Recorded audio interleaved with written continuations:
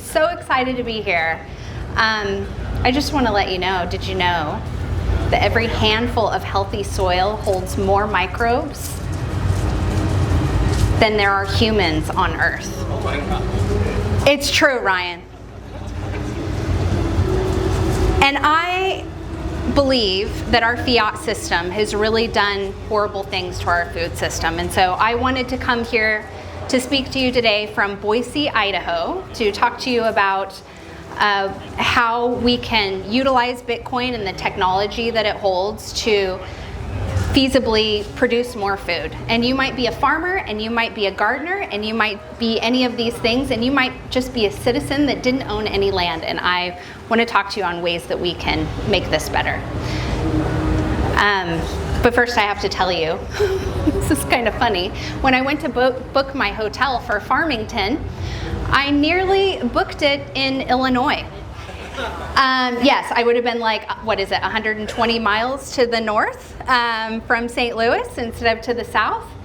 And come to find out, there are 34 Farmingtons in the United States. Did you know that? It's like I looked at my phone one day and Brian was in Farmington, Washington in Idaho. So no, it is a wild thing. And coming from Boise, I am a horticulturist. My first life was in horticulture, where chemicals were kind of skull and crossbones. And I became a CFO for a biological fertilizer company later in my life. And so I've been blessed to be able to use horticulture and accounting and have that entrepreneurial spirit that has been brought up in my life, my whole life. My dad was in commodity culture. He actually sold oil for a company based out of St. Louis, so it's really fun to be back.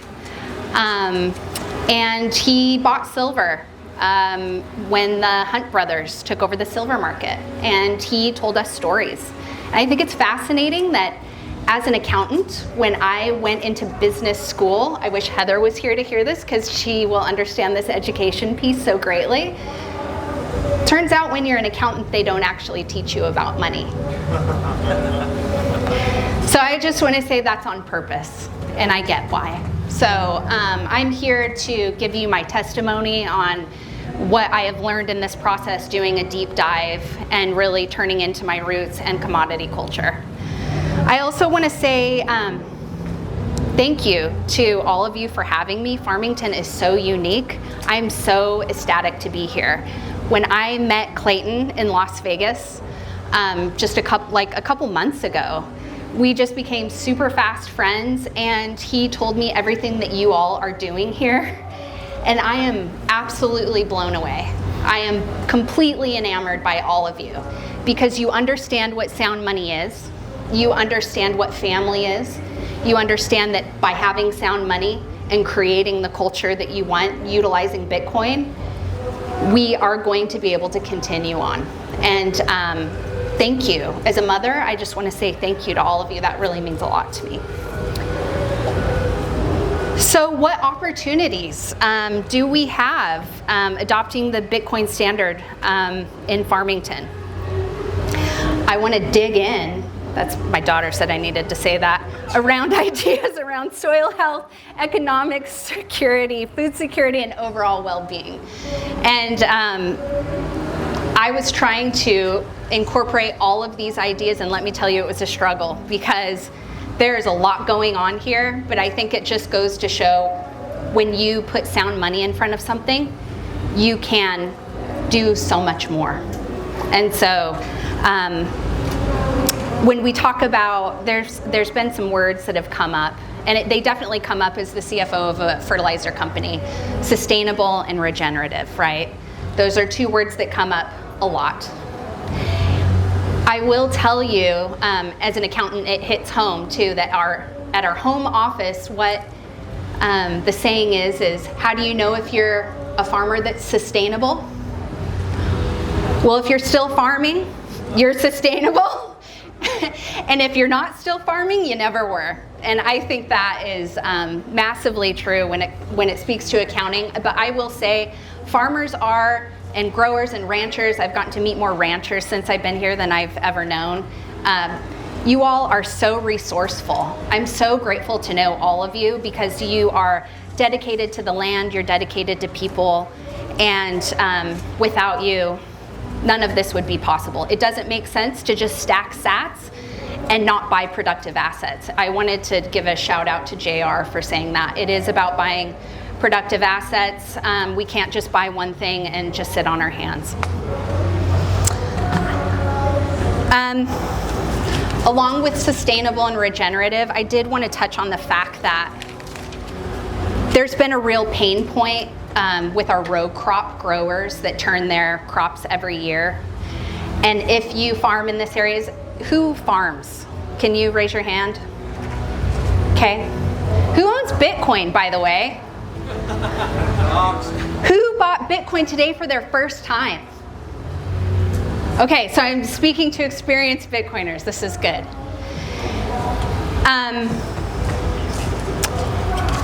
As farmers, you know that nitrogen has gone parabolic, right? It is increased in price substantially. And so when your commodity prices are flat and your inputs skyrocket, how difficult is that? You know, there's a saying that nobody wants to farm anymore, and I would say we're not giving them a reason to. And so I think that the thing that Bitcoin brings is a protectionism around the currency. It's going to allow, and I see it wholeheartedly, it's so clear to me, it's going to protect our growers, and we need to get them to utilize it. One way I think that creative destruction is happening is that they say, what's the cure for high prices? Anyone? Anyone? High prices. High prices, yes, thank you. High prices is the cure. So there's a lot of creative destruction happening when nitrogen prices go parabolic. We have no choice but to use other methods. I thought it was fascinating. I was going through some literature up at one of our plants, and there was a book called No-Till Farming. And the date on it was 1983.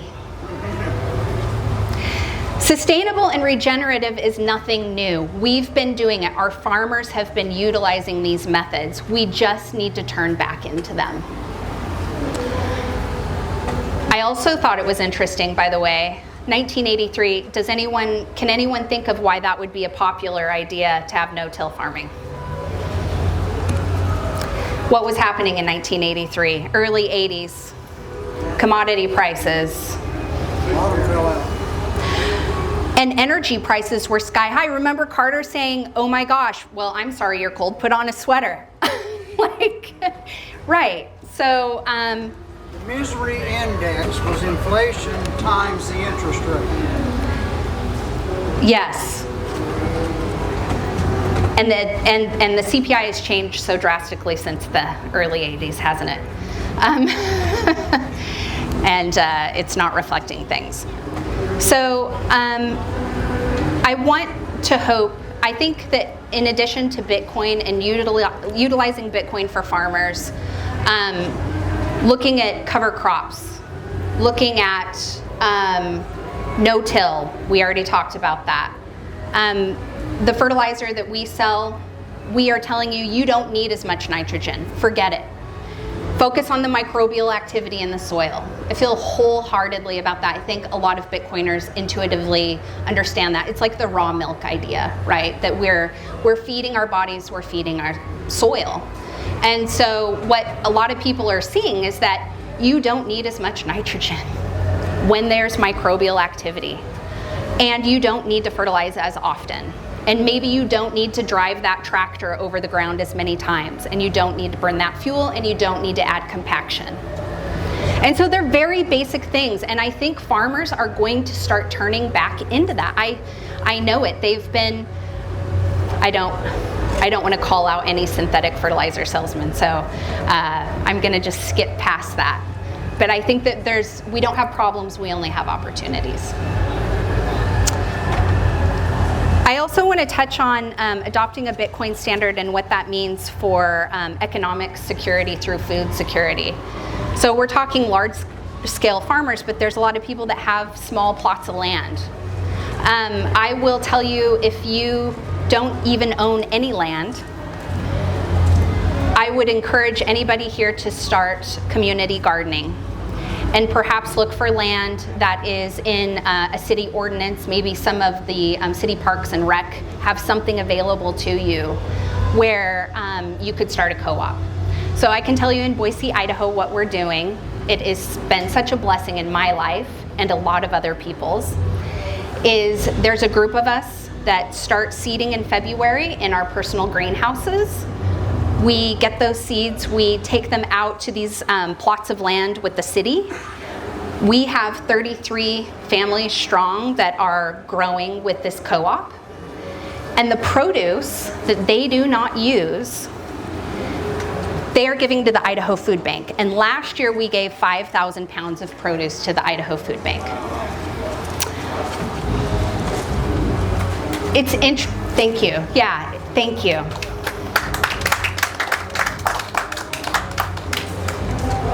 And you think to yourself, so I guess I'm asking people to maybe get a second job.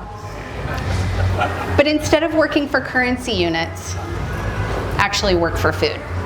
And just take the monetary system out.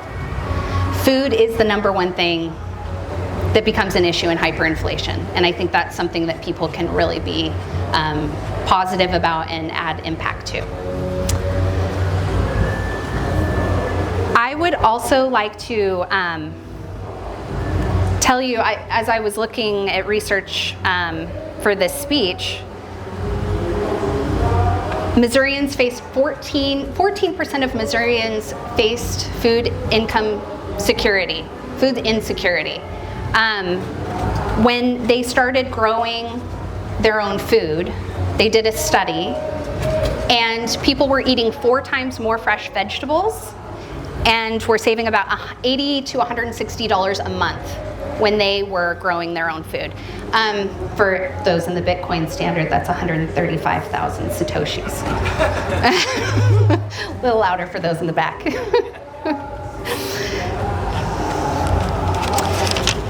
And lastly, I would like to really talk about adopting the Bitcoin standard and gardening for your well-being. Something amazing happened when we bought our house in the Great Recession. It was a foreclosure. The grass was 2 feet tall. There were no trees. There were no shrubs. You've seen our backyard, Clayton. And it was desolate. And shovel by shovel, not a sod cutter, my husband and I started our own garden. And not only that, it will be seared into my memory how our son, who was 3 years old at the time, would bring his yellow Tonka truck as Brian and I would dig out this sod and place it into the Tonka truck, and he would run that Tonka truck straight into the back of a trailer, and he would dump it off and come back for the next. And we took out, I don't know, yards of soil that way. I'm going to tell you, he is a terrific young man today. He is going to head to University of Idaho to study mechanical engineering. And that is a core memory that will live with me forever. And there are so many things, even if it's building these things together, it's my time with the co-op. It is so powerful, and that is the sense of community. And so I would just encourage you all to find the time somehow, I know it's difficult, to figure out how to make food together. And finally, I'd like to end with a note, and I am happy to get off the stage and back in the air conditioning because I have been melting. You guys are amazing in Missouri. This quote, "Love him, hate him," is actually from Steve Jobs. And I thought it was very profound actually for this meeting. So he wrote on his iPad in his final months of life, "I grow little of the food I eat, and of the little I do grow, I did not breed or perfect the seeds. I do not make any of my own clothing. I speak a language I did not invent or refine. I did not discover the mathematics I use. I am protected by freedoms and laws I did not conceive, legislate, and do not enforce or adjudicate. I am moved by music I did not create myself. When I needed medical attention, I was helpless to help myself survive. I did not invent the transistor, the microprocessor, object-oriented programming, or Bitcoin. He did not invent that for sure, or most of the technology I work with. I love and admire my species, living and dead, and am totally dependent on them for my life and well-being. I think Steve Jobs knew we're all just another node, and we need each other. Thank you.